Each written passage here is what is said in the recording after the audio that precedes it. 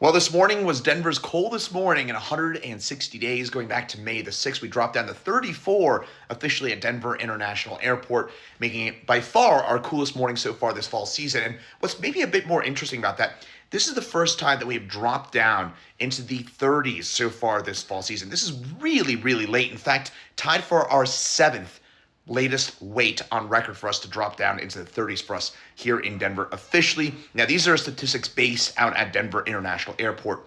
I should note that in downtown, both at our 9U studios, as well as the Central Park observation site, which is right by the old Stapleton Airport, both of those only dropped down about 42, 43 degrees this morning. So this was a bit of an outlier out by the airport. The airport is in a cold spot. It's in a bit of a low point, so there's colder air that tends to drain down there. That's also part of the reason why it's also a bit foggier on that side of town compared to the rest of downtown. But still, point being, our coolest morning, no doubt about it, for us across the Denver area since May the 6th. And things will warm up later today. We'll get into the low 60s, still a few degrees below our average high in the mid 60s. We'll have some showers after about 2 p.m. for us in the Denver area, with that best chance for rain likely tonight and to early tomorrow morning. And of course, all eyes on the hard-hit San Juans. I talked about this in a separate video last night, but the San Juans bracing for more heavy rain later on today. That is not good news for a region that in some cases dealing with historic flooding and more rain on the way for that part of the state. But in Denver,